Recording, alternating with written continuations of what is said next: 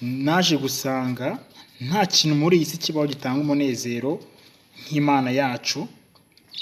Burya kugirirwa ubuntu Imana ikaguha agakiza nicyo kintu cya mbere, kuko Imana yacu ishobora byose. Ni ukuri nta kintu na kimwe kibaho cyane n'Imana. Niho muri yo niho tubonera amahoro, niho tubonera umunezero, niho tubonera umutekano. Niho hantu honyine gusa mu by'ukuri nkiri umunyabyaha, nkiri mu byaha, ni ukuri sinari nzi ko hari undeberera.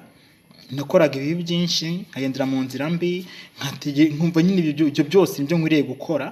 Ariko naje kumenya ko mu ijuru hari umuntu umvugira, aho namenyeye ko mu ijuru hari Imana yanjye, hari uwandemye, hari umuhora unegeye amaboko, hari uhora wifuza kungirira neza. Naje gusanga mu by'ukuri narahombye ikintu gikomeye cyane.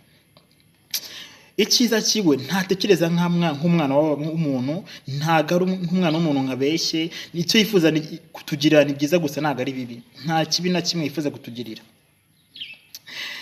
Ibyo bintu nkibimenya rero nafashe umwanzuro nkurikira Imana yanjye. Ni ukuri yego turaraswa, ntago turagera kure cyane aho Satani atatera imyambi cyangwa atarasa imyambi, ariko umwami wacu araturwanirira amanywa n'ijoro. Iyo umwiyambaje ugaca bugufi ukamwemerera, ukamuha umutima wawe, ukavuga ati Imana yanjye ngwino ndwanirire, ngende umwana w'umuntu, ndi umunyantege nke, sibyo? Imana iraza ikajya mu byawe kandi irakurwanirira ikanesha. Icyo usabwa nta kindi, ni ukwizera Imana, ni ugusenga n'umutima umwe, ni Imana yanjye. Imana yacu irahari kandi iradukunda. None icyiza cyayibabarira byose.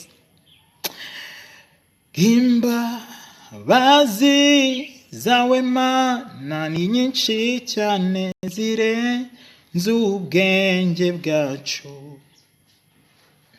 Turatsinzwe tuvuga iki?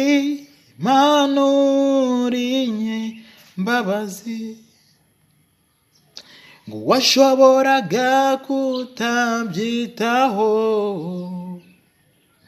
Njye umunyabyaha nkarimbuka,